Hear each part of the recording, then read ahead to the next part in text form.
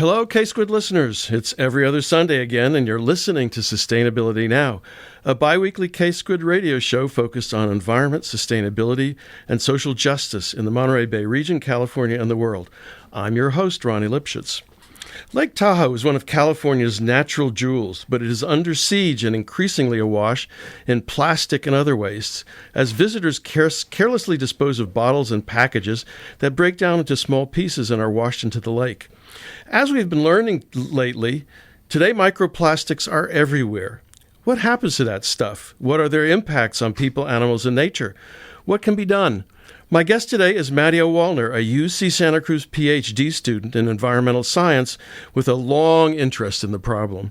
She is working in Professor Adina Paytan's lab and is studying microplastics and automobile tire particles in Tahoe's bottom sediments. And you can correct me if I'm wrong on any of that. But Madio, welcome to Sustainability Now. Thank you so much, Ronnie. What an incredible honor to be here. What a great ambiance in the studio. As I look around, I'm seeing little squids everywhere. So I'm just really happy to be here. And what a better way I can't think of a better way to spend a drizzly Sunday afternoon than chatting with you. So thanks for the invitation. Well, let's begin with some background. Who are you? How did you get to UCSC? And what experiences motivated your interest in microplastics in Lake Tahoe? Sure, yeah. So my name's Madio Wallner. I use she, her pronouns. And I grew up in Lake Tahoe's North Shore. And growing up in that area really inspired me to be the environmentalist and the curious researcher that I am today. In fact, starting in high school, I was always the type of person who every time I went to the beach or was walking on trails, I would always leave the space better than I found it. I was constantly picking up litter and noticing litter because in an environment as beautiful as Lake Tahoe, it's so easy to see the things that are out of place, wrappers on the ground. And so it was this love of the environment and growing up in this wonderful place that inspired me to at first start a environmental focused club in high school called the Environmental Advocados. And our standout event there was a bring your own bowl to school day event. And that's where we cooked a whole lunch for the entire student body. And anyone was free to get food as long as they brought their own reusable plate or bowl from home to combat single-use plastic waste at lunch. And so that was just kind of the tip of the iceberg, the first environmentally focused thing I did. I went on then to go to Vassar College in New York State and pursue a degree in environmental studies. I got the chance to complete a senior thesis, which was a project called Mapping the Distribution of Litter in the Lake Tahoe Basin. And I got the opportunity to work hands-on with some terrestrial litter data from the League to Save Lake Tahoe. And that was a wonderful experience that set me on the route of looking at litter data in the Tahoe Basin and kind of studying it and getting really curious about that. After graduating in 2022, I started working with a local Tahoe-based nonprofit called Clean Up the Lake, and this was really, really wonderful work. So this organization deploys volunteer scuba divers to go and actually clean up litter from Tahoe's lakebed and other lakes in the Sierras. And so with that organization, I was the data management coordinator. And so I would categorize and weigh and sort and get really personal with all of the litter that we pulled out from Lake Tahoe and lakes across the Sierras. So that gave me the opportunity to work with Lake Tahoe's aquatic litter data. So I've had the chance to work with terrestrial litter data and aquatic litter data, and I really had an interest to get deeper in this the plastic pollution problem in Lake Tahoe. And so that's what drew me to Santa Cruz, to Adina Paytan's biogeochemistry lab. And the opportunity I have today is to continue this passionate work and to look at the litter problem, but down to the micro scale. So rather than looking at larger things in the environment, I'm looking at things that are a little bit smaller and using this opportunity to learn more about what happens to litter in that beautiful environment. My recollection is some pretty big things were brought up from the lake bottom. I seem to remember washing machines and cars and things like that. But what are microplastics exactly, and how are they formed? Sure. Yeah, so microplastics are a distinction. It's a size class of different litter types. So on the macro in the micro size, they're pieces of plastic that are between 1 micron and 5 millimeters. How big is that? Yeah, so 1 micron is really, really tiny. It's smaller than a human hair. In fact, a human hair is about 80 microns on average. So from 1 micron, super tiny, you can't see it, to 5 millimeters, which is something you can hold in your hand and you can see with your naked eye. But we kind of defer to the California State Water Resources Control Board definition for microplastics. They have a really great and robust definition because they include chemical additives in that definition. So in that definition, microplastics are solid polymeric particles with at least 3 dimensions greater than 1 micron and smaller than 5 millimeters, to which chemical additives or other substances have been added. And so that distinction and talking about the chemical additives is really important. Because? Yeah, well, there's a lot of fear about microplastics today and the way that they impact our bodies and other organisms. And I'm not a specialist in the health effects of microplastics or what those do to organisms, but from my own research and my understanding, it's the chemical additives that we should be worried about when we think about human health and organismal health. I mean, that's like PFAs, right? Which are fluorine related, right? And apparently are in everything, right? It's like called the forever everything chemical. Yeah, PFAS is the forever chemical. Right. Yeah, and that has certain kinds of impacts on body chemistry and the like. So you're not your work is essentially to document, the quantities, the frequencies of microplastics, or to actually do chemical analysis of what shows up in your... A little bit of both. Let me tell you about the research that I'm working on. So having worked with Clean Up the Lake and having seen and dealt with that macro-sized litter that we're pulling out of Lake Tahoe's lake bed, there was another group, so Dr. Monica Arienzo with the Desert Research Institute and her graduate student, Julia Davidson, they partnered with Clean Up the Lake, and what they did is they subsampled all of the plastic litter that Clean Up the Lake removed from 5 dive sites in Lake Tahoe's east shore. So what they did is they looked at that plastic litter, and although it looks like a red Solo cup, they would take a subsample, so they would take a little chunk out of all the plastic items, and then they chemically identified all of that plastic litter from those dive sites. So they have a data set which talks about, or which shows you the polymer types, the actual polymer types for all the litter that was pulled out from that area. And so for the research that I'm currently working on, I'm really interested in understanding whether, one, if there are microplastics in Lake Tahoe's lake bed sediment.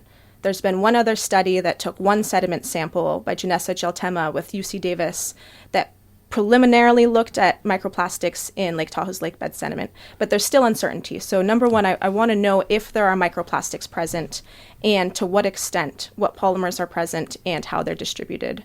But really the more important thing, and the thing that really is that makes me curious, is understanding whether lake bed litter or litter in our terrestrial environment has the propensity to break down into microplastic pollution that's ending up on the lake bed. There's a lot of uncertainty in terms of where microplastics are coming from. We know that they move through the atmosphere, that they could be deposited in creeks and lakes. But based on this work and this data set that Monica Arienzo and Julia Davidson created from the actual litter that was pulled out of those sites, I've gone back and sampled the very same sites, and I'm in the process of looking at that sediment, processing that sediment in the laboratory, isolating those particles from the sediment matrix, and ultimately I'll do chemical analysis to get the very same data set that Monica and Julia did to be able to compare the results on the macro scale to the polymer types from the micro scale to the polymer types on the macro scale. Last year we had a chemist from Santa Barbara, UC Santa Barbara, as a guest. And her specialty was, her focus was on decomposition of plastics, particularly biodegradable ones. And one of the things she said was, there are these 15 or 20 different types of plastics, each of which has different, not just characteristics, but contents. Are you doing any kind of differentiation amongst the plastic that you're looking at? Does that matter? Definitely. Yeah, I'm glad you mentioned that interview because I listened to that interview. That was wonderful. You had a polymer chemist on your hands. And I believe they did talk about just the plethora of polymer types that exist. So in industry, people are synthesizing new polymers all the time, which means that there's a huge repository. There's a lot of different types of polymers that constitute our everyday plastic materials. And for me, that's a really, really exciting part of all of this. So in the literature, there are many researchers who look at plastic particles and they categorize things based on morphology. So the shapes of plastics and the way they look. Some of the common morphologies are fibers and fragments and spheres. They also look at colors and sizes. And while those things are super, super important, I'm really curious about the actual polymer composition of the microparticles that are in the sediment. And so to do that, there are numerous ways that there's numerous instruments that you can use to get at that chemical composition, that chemical identification of the plastic polymers. But that's what interests me. I'm curious to know what the actual polymer is and where those things are distributed. Are different polymers subject to different degrees of, breaking up, of fragmentation? Is your interest, more general in the different, what kind of polymers you can find? My interest in my research topic is certainly more general, but different plastics do behave differently. And I can tell you a little bit about the process that I use in my lab. So for the past little bit, I have been running recovery tests. So in order to test my method, the method that I use to remove the plastic particles or the particles of interest from the sedimentary matrix, in order to make sure that my method works, I have to test it a bunch. And the way that I've done that is I've created lab-generated plastic particles, so polystyrene and PVC using polymers from the Hawaii Polymer Kit, which is created by the Center for Marine Debris Research. And so in my recovery test, I'm using polystyrene, which is a lighter plastic, and PVC, which is a heavier plastic. And so based on just those density properties, they behave differently. So when I'm running these tests, I want to make sure that I float out the PVC and the polystyrene. I want to float out the more dense things and the lighter things. But this is all to say that different polymers do have different qualities. They behave differently. They fragment differently. And that's all due to the chemical additives that are added to that material, which give us the properties that we need and that we use in our everyday lives. We need our plastics to be flexible or colorful or to be flame retardant. So chemical additives give a whole host of different characteristics to plastic. You're listening to Sustainability Now. I'm your host, Ronnie Lipschitz. My guest today is Madio Wallner, a PhD student at UC Santa Cruz, who is studying microplastics and tire particles in Lake Tahoe's bottom sediment. And we were just talking about the characteristics of different flavors of plastics and polymers and how they behave differently and how you look for different things. Just a quick comment. It's interesting. So these kits basically allow you to. It's sort of like a comparison. There's a term for it, which I'm sorry I can't.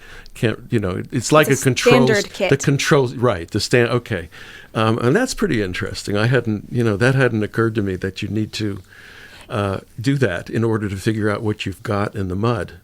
Yeah. Definitely. Yeah, I can't recommend the Hawaii 1.0 polymer kit more. It's been such a fun toy to play with in the lab to have those. There's about 12 or 15 different polymer types, and it's been really helpful to be able to experiment with some of those different polymer types. It's great to have pieces of plastic that you know exactly what they are, and then you can see how they behave in your recovery method or in the laboratory method. Do you use any other kinds of techniques to identify the polymers, like some kind of spectroscopy or? Yeah. You know what? I would love to tell you about my entire method, start to finish. How does that sound? Why don't you start by telling us how big the plastic waste problem is at Lake Tahoe, and then, and then I'd like to talk a little bit about the impacts and effects, and then we'll come back to. Wonderful. Okay, let's fit it all in. There's a lot of exciting stuff to talk about. So, the Lake Tahoe Basin is a really special place because there's a lot of people who really care deeply about that environment. And because of that, they've really honed in on many of the issues that the area faces. It's a wonderful place. Many people live there year-round, and many people visit seasonally. And so plastic pollution and litter in general is a really big issue, and there's numerous organizations working on this issue. So the League to Save Lake Tahoe is one of them. They have a program called the Tahoe Blue Crew, where they have citizens and locals they adopt hotspot areas and they commit to cleaning those areas and documenting all of the litter and what they're finding. And so I kind of stumbled upon this data set when I was in my senior year of college at Vassar College. I remember for my senior thesis, I really wanted to do a project. I said, I have this great idea.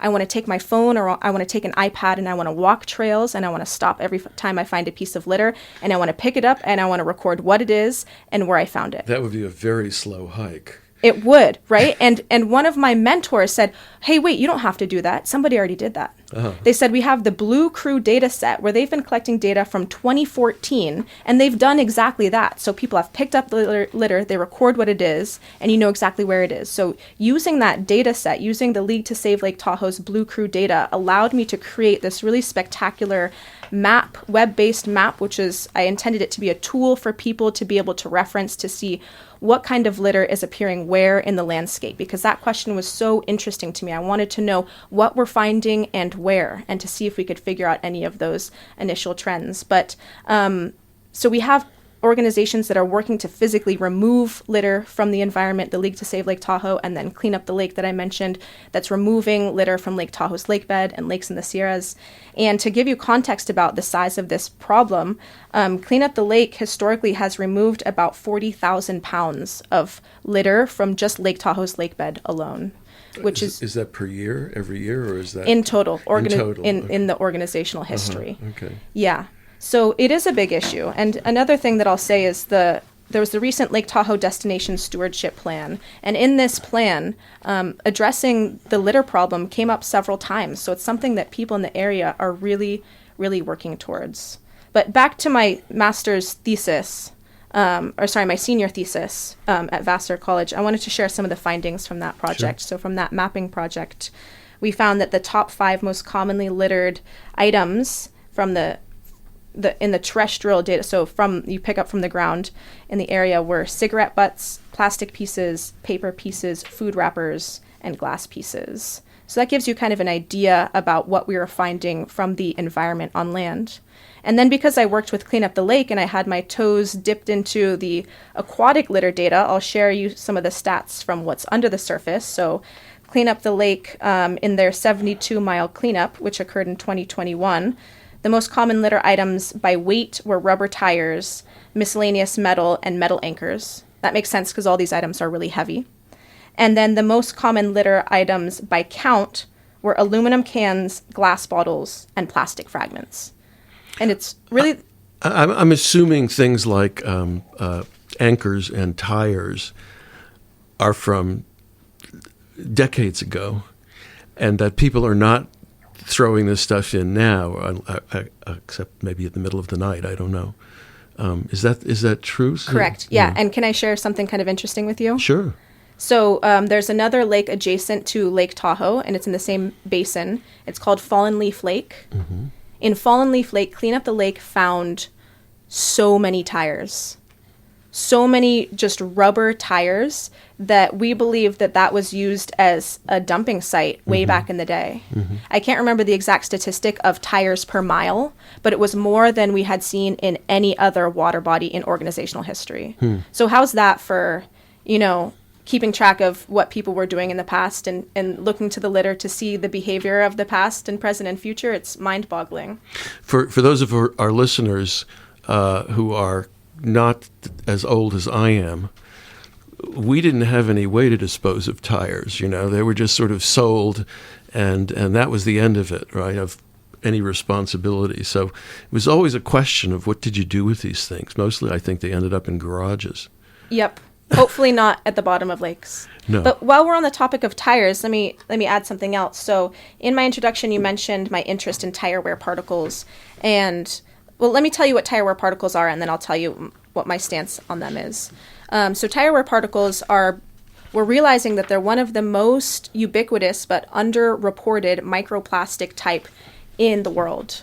And so tire wear particles are these little bits of tire that fly off of your tires due to the erosion and the friction between your tire and the road surface. And so if you picture when you're driving and making turns and braking and speeding up, there are these little tire pieces that are just flinging off into the environment. And tire wear particles are actually really dangerous. People in my field refer to them as these chemical cocktails, that tires are these chemical cocktails. And they have the ability to leach really harmful chemicals into the environment. And we found out exactly how lethal those chemicals were by looking at this landmark study in the Pacific Northwest, this paper by Tian et al. In 2022. They linked this massive coho salmon die-off with a chemical called 6-PPDQ, which is a transformed product of 6-PPD, which is an antioxidant. So it's something that are put into tires so that they don't break down in the air. Scientists knew that big precipitation and runoff events were causing salmon in the area to die. They didn't know why that was until they figured out that 6-PPDQ, that transformed product, was causing that mass mortality. So another reason to be really, really wary of tires and tire wear particles, and all the more reason to spend time and effort into understanding that specific type of microplastic pollution. And now, while I'm very passionate about that and I'm very interested in it, in my research, I'm actually not looking at tire wear particles in my bottom sediments.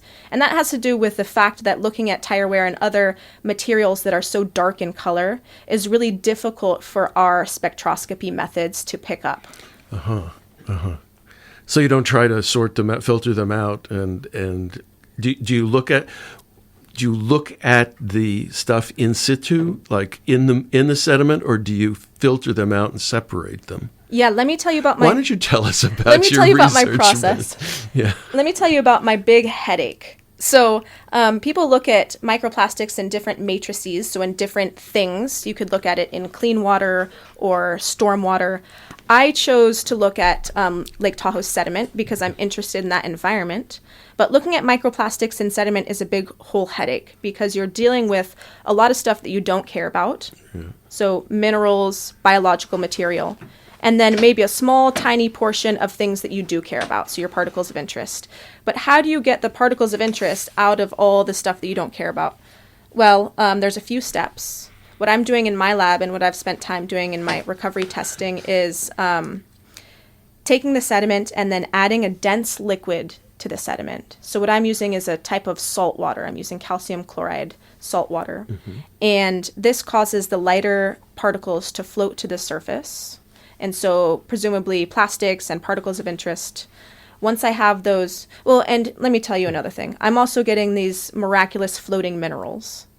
I'm getting minerals that float because of surface tension and other hydrostatic forces, but this is part of the headache. So the majority of the sediment is settling. I'm getting some pesky floating sediment. It's like the bane of my existence. But once I've added the heavy liquid solution, I have my particles that have floated off to the top. And then I capture those particles, and then my next step is a digestion step. So I'll take those particles and I'll treat them with hydrogen peroxide over time and applying heat. And this deteriorates the biological material, so any pieces of algae or pieces of wood that might be floating. The digestion step takes care of those. And at the end, I'm left with a filter and particles on it. And at this point, I don't know what those particles are, so the next step is that chemical analysis. And so for chemical analysis, I'm relying on a method called Raman spectroscopy. And essentially that is taking a laser and pointing a laser at these individual particles. And the laser interacts with these particles. It's infrared light that gets absorbed by these particles. And it reads out a graph, which we call spectra. And the peaks of this graph will tell you what chemical bonds are present. And based on the bonds that are present, we're able to understand the polymer type, so what the plastic is made out of. I sort of recall doing something like that in college, or maybe it was in graduate school. But so you're really looking at the reflections from the particles. I mean, are the graphs that's not what they're called. Yeah, you can call it a graph. Spectra. Yes. The spectra, Are they reflecting the molecular or mineral composition of the plastic? Because I'm assuming you're looking at now, folks. I don't want to get too complicated here, but the lasers produce resonances in the particles, right? They reflect the spectra. What is it that they're is producing the peaks? That's what I want to know, is what in the particles are producing the peaks that you observe. Definitely. And it's not on an oscilloscope, I know, but Yeah, and this is getting a little bit in the weeds also, but my understanding is that you get a different vibrational mode based on the elements that are bonded together. Right. And so when you shoot that infrared light, some of it gets absorbed and some of it gets reflected, and then the instrument is able to pick on the type of vibration and the way that those molecular bonds are interacting. Mm-hmm. And then they give you a peak, and that peak tells you what the bond is. Yeah. So there could be a CH stretch, a carbon-hydrogen stretch that the instrument is picking up on, and then it will give you a peak in the CH region, in the carbon-hydrogen bond region. Okay. And so you get a really pretty graph, and the graphs for different polymer types should look a certain way, and based on that, we can tell what the polymer is. Is there a Hawaii kit of spectra? You know what? There is. With the kit that they sell you, it also comes with a memory stick that has spectral graphs for all the polymer types. Wow, okay. They thought of everything. Yeah. We didn't worry about these things in my day. You're listening to Sustainability Now. I'm your host, Ronnie Lipschitz. My guest today is Madio Wallner, a PhD student at UC Santa Cruz who is doing work on microplastics in Tahoe's lake bottom sediment. And we've been just talking about some, I suppose, rather arcane chemical and spectroscopy issues in terms of identifying what kinds of plastics are in the sediments. Madio, how do you collect this stuff? What do you do with it? Tell us something about that. Totally. Yeah, so I told you about the headache of my job, which is working in the lab and dealing with a bunch of stuff that you don't care about to get to the stuff that you do care about. But kind of the really beautiful part of my job is getting to go out to the field to do the actual sampling. And so I was really lucky on my latest sampling campaign. I went up to Tahoe in September, and I leveraged some of the connections that I had through Clean Up the Lake, and I was able to get in touch with a really wonderful volunteer scuba diver and a really incredible boat captain and his two daughters. And so we assembled a sampling team. And with their help, we went and we revisited the 5 transects, the 5 dive sites that Clean Up the Lake cleaned in 2021, that Monica Arienzo and Julia Davidson chemically analyzed all that litter. Mm-hmm. So we returned to those same sites, and I used a Van Veen sampler, which is like if you've ever gone to the arcade and played like the claw grab game, or if you can picture a big excavator hand. I deployed one of those, 1 liter in size, topside, so off of the boat and off of a string. And here's the thing, before going up to Tahoe, I practiced this on the wharf. So in Santa Cruz, off the wharf, my partner and I went and we deployed this grabber just to see if it would work. Well, it didn't work that well. And so I had to pivot, and I had to think, okay, well, can I get a scuba diver on board who can actually physically help me underwater? So up in Tahoe, we got that scuba diver, and I deployed the Van Veen sampler from the boat, and then we deployed the scuba diver underwater. And I have these really incredible videos from the GoPro on the scuba diver where he's going down and he's manually helping that claw hand close and grab the top of the sediment. So from these 5 sites, I sampled 3 different sites within those 5 transects. And I was removing sediment from just the top surface of the lake bed. So it wasn't a sediment core, it was just a grab sample from the top. And we were working at roughly 25 feet of depth, because that's the same depth that Clean Up the Lake cleaned in 2021. So we wanted to stay a little bit consistent there. And so those are the samples that I'm working with today in the lab. It was a really fun experience to deploy the diver and to work with the boat captain, and actually his 2 daughters were helping me collect data. So it was a really fun couple of days in the field with them. I mean, in theory, if you took sediment cores, you could actually document the history of plastic deposition in the sediments, which would also be quite interesting. I mean, you wouldn't see much of anything before 1950. Well, I was going to say 1960, but because we still had glass in the 50s. And then you take that and do what you were telling us. Yep, you do the density separation with a salt solution, and then a digestion with hydrogen peroxide, and then whatever your chemical identification method is. Mm-hmm. Have you had any results yet? I mean, what have you been finding? Have you analyzed their data? So far I've been in the methods development and troubleshooting stage. I've analyzed different particles using the Raman the Raman instrument. Yeah. But I don't have any data back yet from my samples so far, but that'll come soon, and I'm really excited to see what we'll find.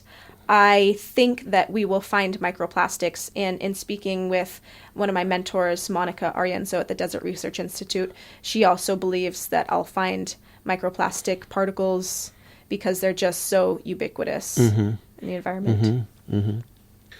And where will all of this go? I mean, I want to talk some more about microplastics and impacts, but what will you do once you have? I know you'll write a dissertation, right? But what will you do with your findings?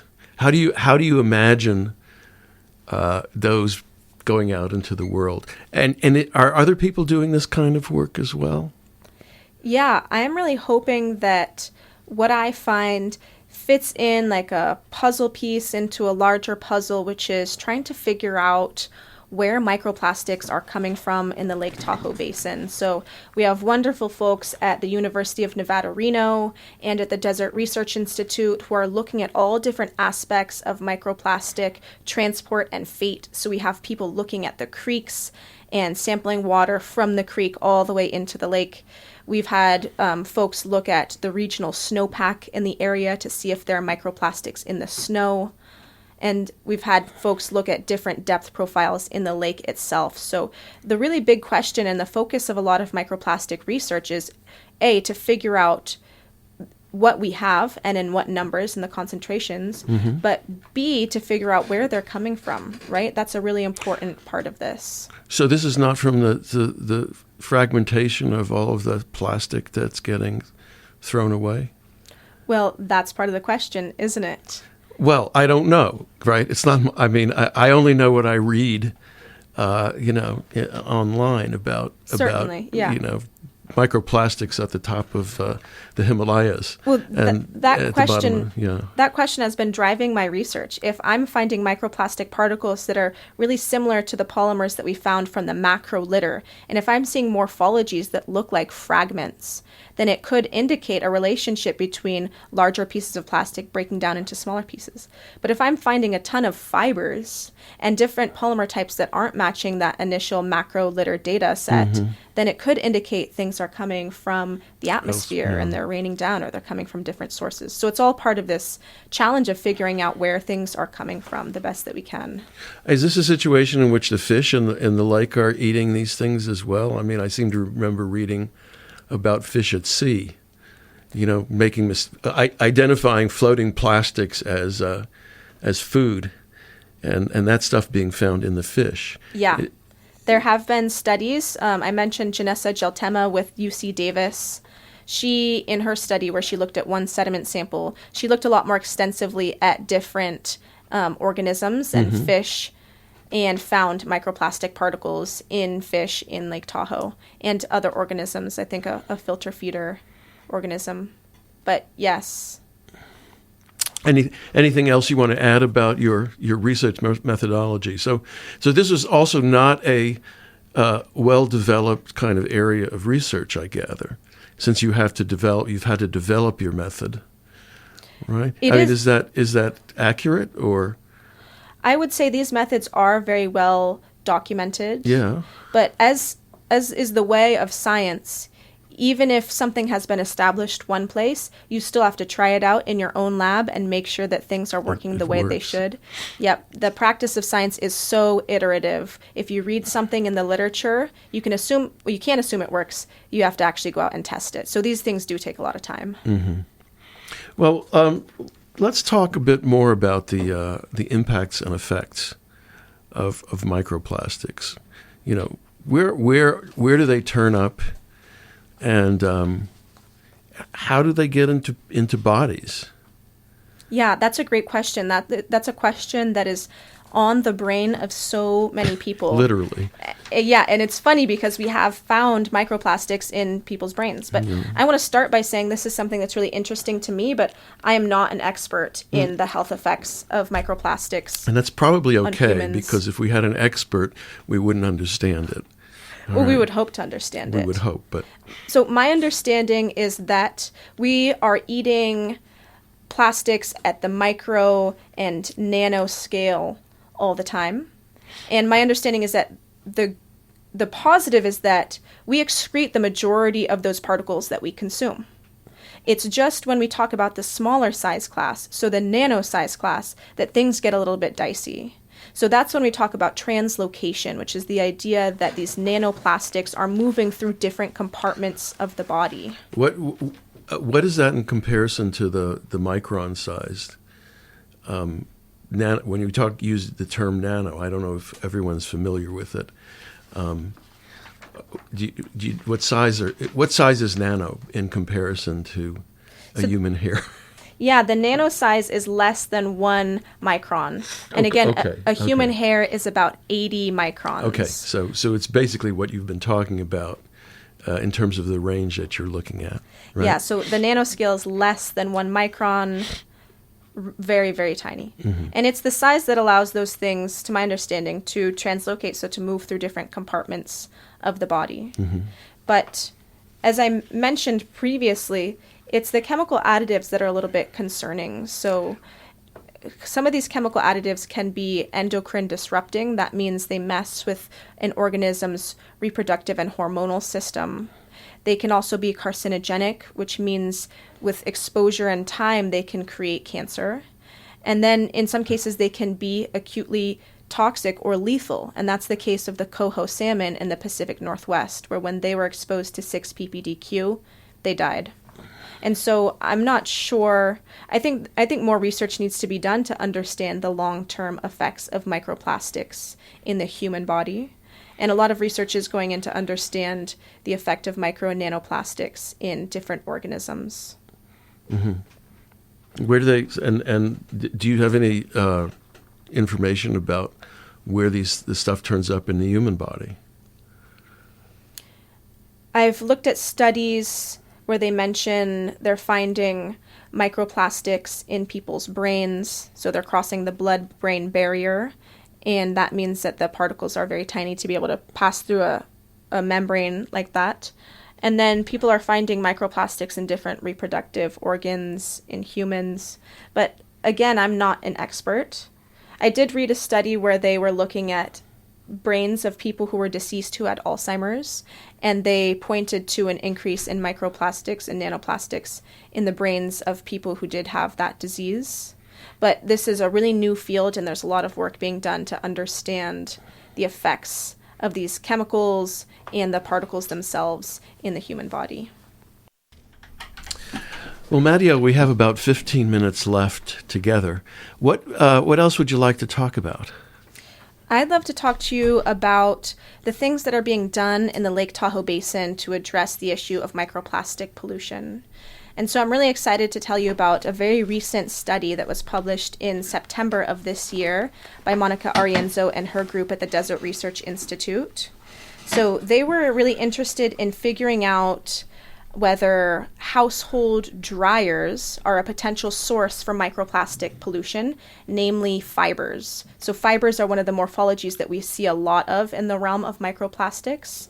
And so for this study, they employed some volunteers in the basin to attach filters to the dryer output, so the dryer vent on the side of the house, because normally that stuff is just ejected into the environment. Right. So they had households volunteer for this dryer study, and they collected those samples, and they found some really, really interesting findings. So based on the findings from these select few households, they were able to extrapolate for the entire U.S. population, and they estimated that there's about 3,500 metric tons of microfibers that are discharged each year in the U.S. alone.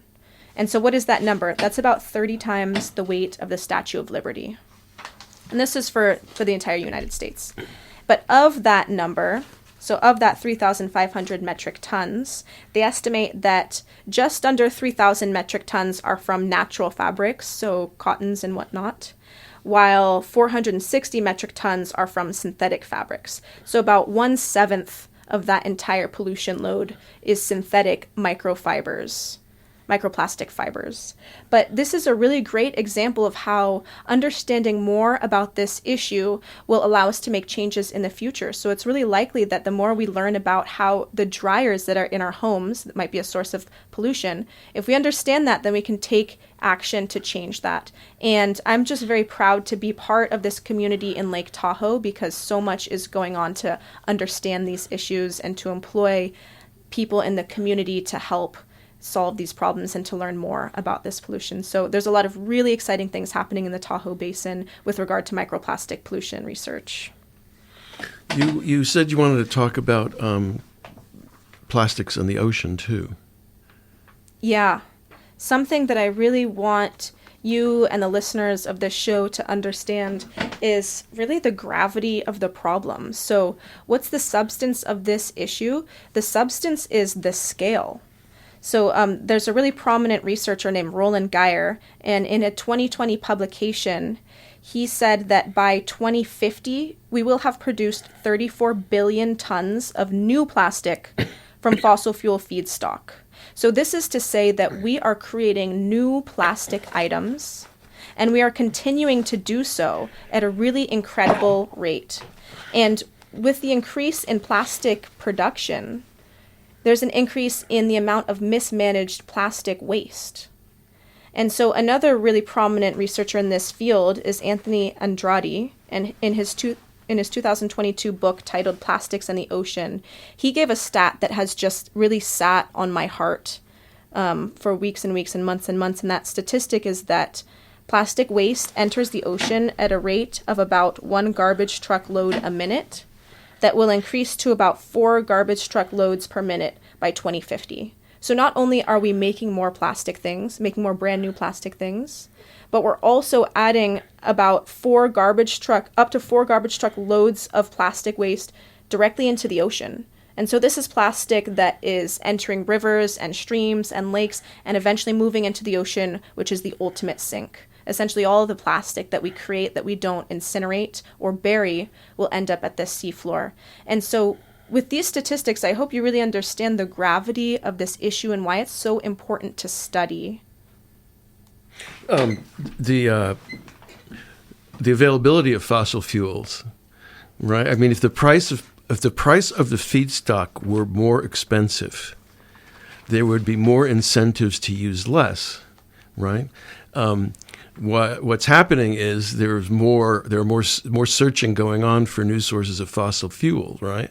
So the low price actually facilitates the production of more plastic. And the other thing is, of course, if we reduced our consumption of fossil fuels, that would even increase the raw materials sources more. That's correct. It sounds like you've done your research.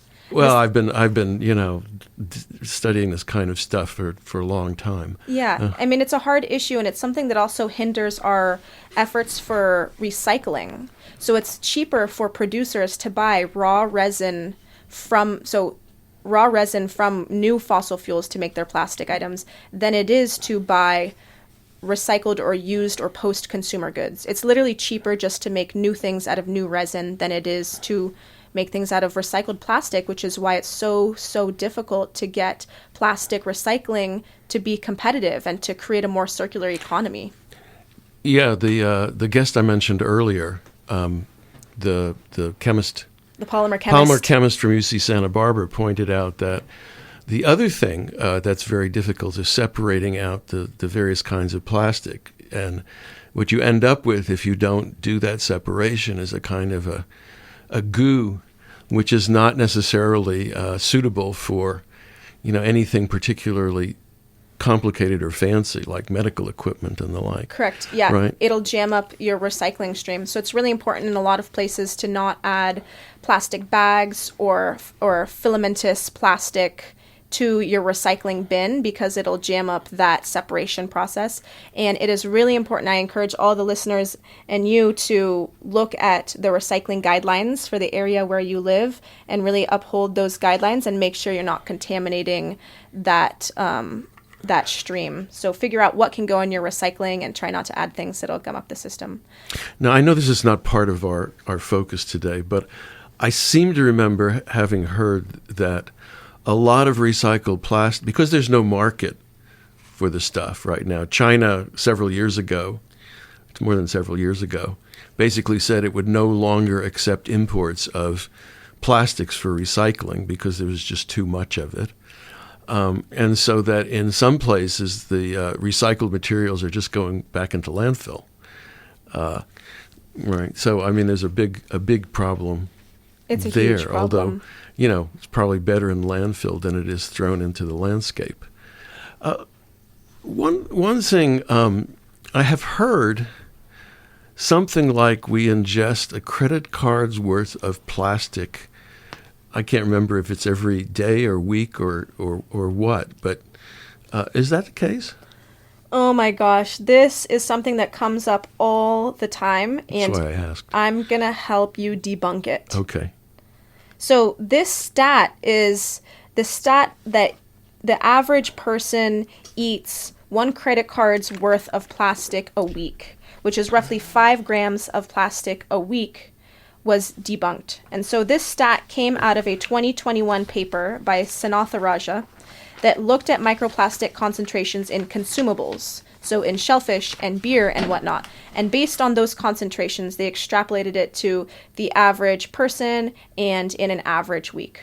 Well, that line, that comparison to, or that likening to you eat 5 grams, which is 1 credit card's worth a week, that line was taken and used, was really grabbed onto by the media and used to promote this research.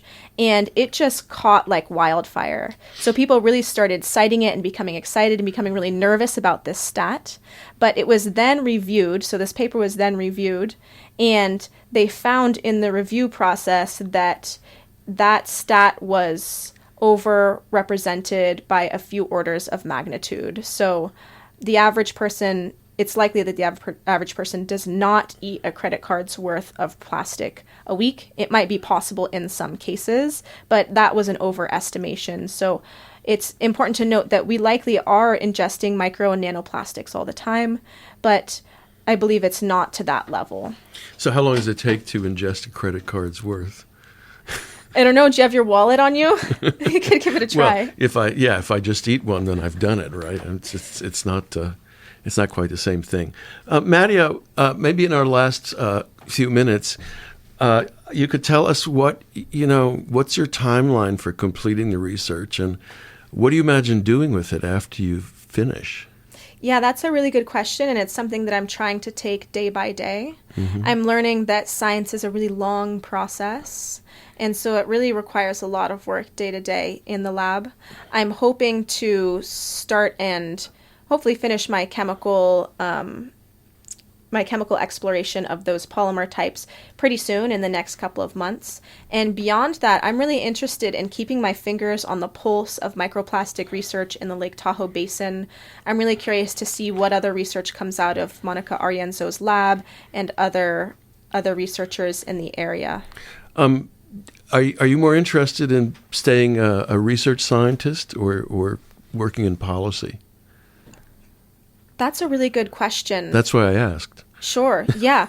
Let me get back to you after I've completed all my hours and hours and hours of lab work as a bench scientist, and I'll let you know how energized or depleted I am at that point. But I think both sides of that coin are incredibly important. I will add that I met you in the context of science communication in Adina, my PI's science communication class. Yeah. And the more that I learned about science communication, the more I see a real passion there. I'm really interested in being able to talk about these things to people to help them understand, especially in this new world of AI and how when we do Google searches, we really have to be careful and double check what we're getting back. So I think the practice of doing your research and getting really good at reading the material and reading what's out there, and then getting good at communicating that to people and bringing them along with you in that learning journey has been really intriguing to me. And so whatever I end up doing, I'm certainly hoping to continue to refine my communication skills.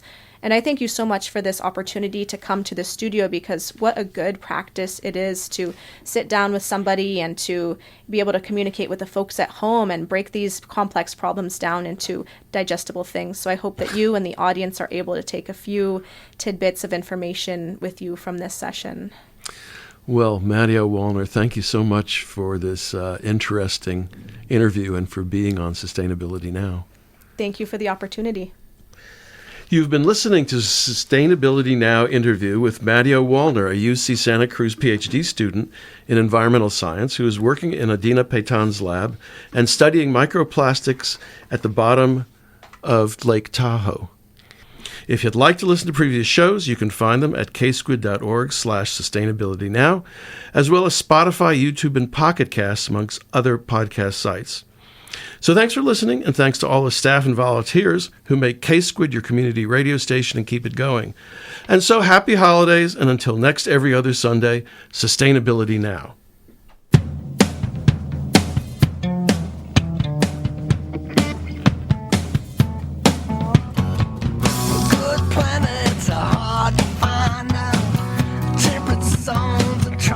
Climbs through currents and thriving seas, winds blowing through breathing trees, and strong ozone and safe sunshine. Good planets are hard.